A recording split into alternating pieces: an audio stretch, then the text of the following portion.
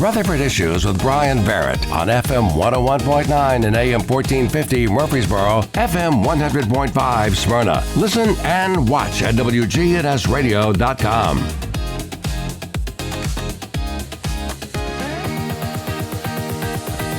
And Rutherford Issues is powered by Middle Tennessee Electric. For nearly 90 years, MTE has provided the reliable service and peace of mind that we count on. Manage your account anytime at MTE.com or through the My MTE. I added an extra E. MTE app. My MTE. I can spell, Katie Peachy. How are you? I'm good. I'm glad I'm not having to spell, so I'm great. Katie is with the Beesley Animal Clinic and Beesley Animal Foundation. It's all one big happy family. It is. So how have things been? Have you been busy, I'm sure? Been very busy, yes. I always get worried. I work on the foundation side, but when I can look out my door and see that the cars are wrapped around the building, that happened a few days ago. Did it really? Yeah. We've been very busy, but that means a lot of people are out taking care of their pets. So yeah. We're grateful for that. I'm sure you all stay booked out, don't you? Yes. For surgeries, we are booked out about 8 weeks, but we still encourage everyone to get their cats and dogs spayed and neutered. Yesterday was World Spay Day, but for us, Spay Day is every day, and we do surgeries Monday, Tuesday, and Wednesday, and we are open Monday through Thursday. Okay. So maybe remind us how Beesley Animal Clinic started and what the purpose was, and boy, have you grown and blossomed in the last 10, 15 years. We have grown a lot. So we started in 1980. It was a grassroots group wanting to encourage people to spay and neuter and education on proper pet ownership, and we still continue that program and have grown several others. So in 92, we started our own clinic, the Beesley Animal Clinic. That is the largest of our programs. I love that, we do stats every now and then, and I try to remember the one from almost the end of December, because from 1992 till the end of December, we had done 77,777 surgeries. So wow. I can remember that number. So we've done several hundred more by now, but a lot of spay-neuter surgeries have been done at our clinic. And that is the best way to combat against overpopulation. It is, but it also helps maintain healthy pets because it will help reduce aggression, roaming, and there's a disease of the uterus that female cats and dogs can get called pyometra, and it helps reduce that and increases their lifespan. So spaying really does save lives. It does so much to reduce the population and cut down on shelters and rescues and foster groups being overrun. So it's a great thing to do. And yes, we may be 8 weeks out, and if you can't wait that long, try to find someone else that you can go to. It is so important to get them spayed and neutered. Well, I know that my rambunctious 1.5-year-old Skeeter, okay, so get this. He is a Dachshund miniature pinscher Chihuahua mix. Okay, so rather small? Very small. Yes. Stumpy legs. Big attitude. Yes. And I knew that he was, as soon as he was of age, he was going to have that surgery. Yes. Because he's just a nutcase. But he's my nutcase. Yeah, so, yes. But I say that about my orange cat. He's my orange cat. So yeah. So we all have that, but it's good to know that. I mean, if Jesse Beesley could see it now, Oh, yes. And what's happened. And so many of the volunteers that got us started, they started in 1976, working towards the full name is the Jesse C. Beesley Animal Humane Foundation. That's why we've shortened it. It was a mouthful, but that group was so dedicated. I hope that they would be proud to see that it's not only education and spay neuter, that we do the outreach, we do the financial assistance to help fill in the gaps, and then also all of our pet assistance. And the dog and cat food distribution that you do. Yeah, the outreach is amazing. We have a quarterly outreach on, I'm going to look at my notes, Thursday, March 19th from 2 to 5. So if you are needing pet food, you can come and get cat and dog food from us. And we do that other days as well, but that's a huge day for us to make sure that we have it packed and ready. But if you need pet pet food, you can come to us. There's other agencies around town that we support as well.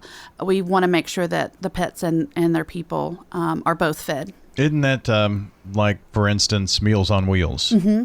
So we deliver to Meals on Wheels. I just took some cat food and dog food to Greenhouse Ministries. I'm going to check on Nourish tomorrow and see how they're doing. Cannon County First United Methodist, they get food from us twice a month, and then every quarter they have a big distribution. So we're trying to get it throughout Middle Tennessee, and for our distributions or for the days that people want to come to Beesley to get pet food, it does not matter where you live. Okay. We realize that pets don't know boundaries. We want to make sure that we're helping no matter where you or your pet lives. Keeneland Commercial Court. Boulevard. Or Boulevard, yes. yeah.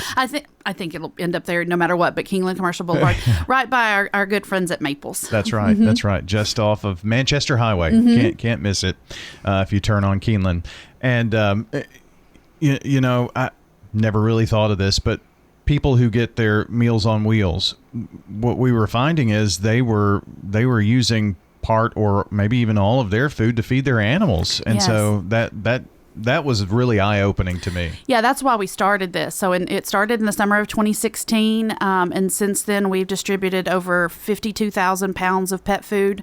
And I say throughout Middle Tennessee because it has gone further than just Rutherford and Cannon counties. Mm-hmm. But they were sharing their food and neither was getting what they needed. Dogs don't need macaroni and cheese, and then the people weren't getting the food that they needed by sharing. And so we thought if we could add this and make sure that both were getting the right nutrients, that it would just be better all around. Dogs think they need macaroni and cheese. Yes. And my cat thinks he needs everything, but he does not. But we're trying to stick with the cat and the dog food for them. Yeah, it's important. So that's some of the great work. I'm reminded every day about just the number of brand new people that are here in town. Oh, yes. And then, you move to a new place and you're thinking, how do I find information about my community? They get onto our website. They start listening to our shows and podcasts and then find out about Beesley. And so I always like to make sure we share about the work that goes on. Beesley Animal Clinic, Beesley Animal Foundation, Katie Peachy here with us today. You've got events to talk about. We do. So I mentioned the quarterly distribution. Then March 26th, we're really excited. The 4th annual Egg Extravaganza. It's an egg hunt at your home. So it's primarily for dogs, but it's dogs or cats. Our volunteers and the staff, we get really excited about this because we have fun packing the eggs and the treats for the goodie baskets. And our volunteers on that Thursday, March 26th, will deliver to your home eggs. They will egg your front yard. We always make sure that people know that these volunteers are coming. It can't be a surprise. And we have had people gift this to others, and we're fine with that as long as you let them know somebody's going to be in your yard. And no one is going to walk in the yard without permission. Right. And so they leave the eggs in the yard for the dogs and then a goodie basket by the door. And then if you want something for your cat, everything is left by the door, and then you could do the egg hunt in your home. And then I had a lady today who reached out to me this morning asking if we delivered in Nashville, and I was like, no, we don't have volunteers for that, but she's just going to come and pick up. She purchased a ticket, or is going to purchase a ticket and pick up all the stuff for the egg hunt and deliver it to her son. He has a Great Dane, and she was so excited about doing this, and I was like, I can't get the volunteers to Nashville, but I'll have everything packed and ready. Nice. So, yeah. Well, that's awesome. Yeah, and it's fun. I was just trying to picture in my mind taking your cat out to hunt for eggs. That's not going to work. No, one person did it on their front porch, and we got some video, but most of the time they just do it in their living room, and you could see the eggs just rolling everywhere, and it's kind of fun because I don't know if you know this, but all plastic eggs, or all the ones we found, have a hole in them. Somewhere, top or bottom. I guess it's for how they're formed. But it helps when you put the treats in there. It sits for a couple days, typically a day or two, and they get really smelly. They get excited when they can see the eggs. They can smell there's something in there, whether it's the cats or the dogs. That's why we'll say that because of those holes, if it's raining, we'll leave everything at your door. So you can still have the hunt when you want. And we realize this is a week and a half before Easter, but pets cannot read a calendar. That's true. And our volunteers who love to do this each year, they're going to be on spring break the week of Easter. That's when it falls this year. So we have it set for the 26th. Okay. Well, that's awesome. Mm-hmm. And so the cats get cat treats and the dogs dog treats, right? And then we have some little goodies and toys, some things for the humans as well. We specifically mark that, when we give some Easter candy for the humans and make sure that, everybody's getting what they want and that they know it's okay for them. Yeah, no chocolate for the pets. No chocolate for the pets, but there will be some for the humans. Well, that's good. So I'm sure you've seen some videos of people with their dogs. It's great. And so that's why we ask all the volunteers to take some pictures or videos while they're putting it out there. And we ask the people that receive the hunts if they would please send us stuff back. And they do every year. And it's great. So the dogs have a great time. Oh, yeah, they do. There was one the very first year we did it. We actually had to halt the putting of the eggs out because we were like, it's going to start raining. But these two ladies were sitting on the front porch and they were like, please, please, please, if you could do it. Like the dogs are waiting and we could hear them inside. So we put it out real quick and then we actually got to take the video of them on the other side of the fence. It was great. I bet that was fun. Yeah. So how do you sign up to participate in that? It's online. We have a link. We use Give Butter. It's a great platform a lot of nonprofits use. And you can go through and say, I have a cat or a dog, whichever ticket you want, and give us their name. And if it's a bigger dog or a smaller dog, that kind of helps us because we may have some extra special treats or goodies that we can gear towards different sizes. And you can purchase a ticket and we'll leave everything at the door. That is a great way to also support Beesley. It is. It does support us. We have a lot of fun with it, but it is a little mini fundraiser as well. Yeah. Spreading some fun and raising some funds. Well, you got to have fun. Yes. So there you go. So that's coming up March 26th. 26th. Okay. So mark your calendars for that and get that get ready for that. If you've never done it, it's probably something your dog or cat will absolutely love. Yes, and we have a lady that's done it she lives in an apartment, and I think she's done it twice now, and she's asked, can you just leave it at my door? So we can. You can leave notes on there if you want, and if you live in an apartment or a situation like that where we can, we know that we don't have a yard to leave it in or something like that, we will leave everything at the door, try to accommodate you. Okay, very good.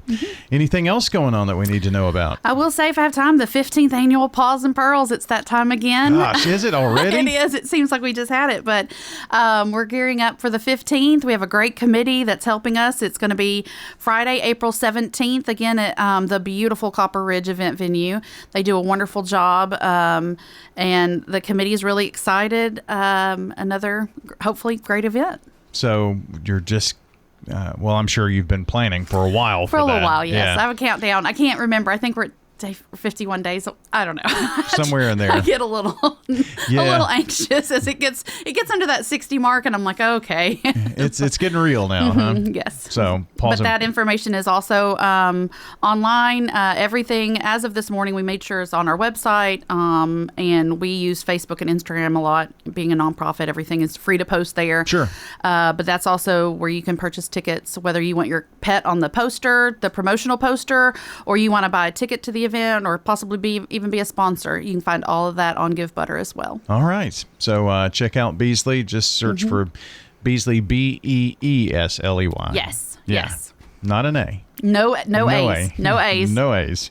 Well, Katie, thanks for coming in today. It's always good to catch up. Thank you so much. I appreciate it. Katie Peachy joining us here on the show. And that's going to wrap us up, friends. We are so glad that you joined. If you missed part of our conversation, came in a bit late, the podcast will be up very shortly at WGNSradio.com. Until next time, take care out there.